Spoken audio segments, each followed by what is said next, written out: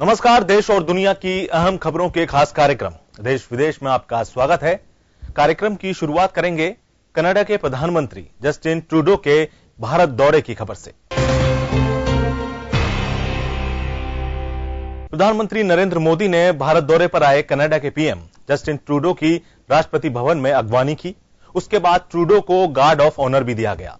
PM Modi ने इस मुलाकात को लेकर ट्वीट किया और कहा कि ये द्विपक्षीय वार्ता दोनों देशों के संबंधों में मजबूती लाने के लिए काफी अहम है और वे इसका इंतजार कर रहे हैं। द्विपक्षीय वार्ता के दौरान दोनों देशों के बीच कई अहम समझौते भी हुए। पीएम मोदी ने इस मौके पर उम्मीद जताई कि दोनों देश मिलकर विकास की ओर कदम बढ़ाएंगे। कनाडा के प्रधानमंत्री जस्टिन ट्रूडो का 7 दिवसीय भारत दौरा विदेशी मीडिया में भी चर्चा का विषय बना हुआ है। कनाडा में भारतीय मूल के लोग बड़ी संख्या में हैं।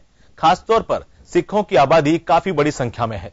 सिखों की अहमियत इस बात से भी लगा सकते हैं कि जस्टिन ट्रूडो की कैबिनेट में 4 सिख मंत्री हैं, लेकिन हमेशा से सिखों की आबादी कनाडा में इतनी नहीं थी। उन्हें वहां कई बार मूल निवासियों के विरोध का सामना भी करना पड़ा है।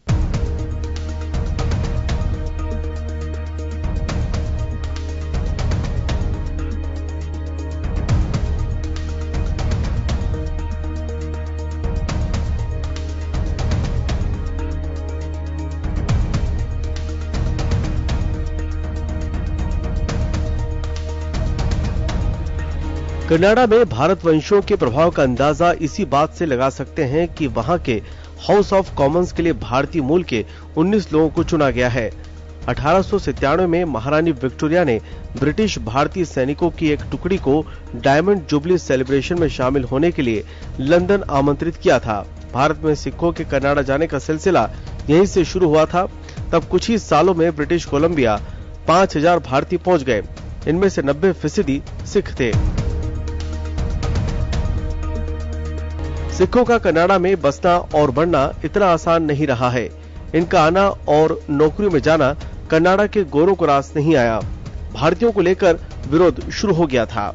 यहां तक कि कनाडा में सबसे लंबे समय तक प्रधानमंत्री रहे विलियम मैकेंजी ने मजाक उड़ाते हुए कहा था कि हिंदुओं को इस देश की जलवायु रास नहीं आ रही है।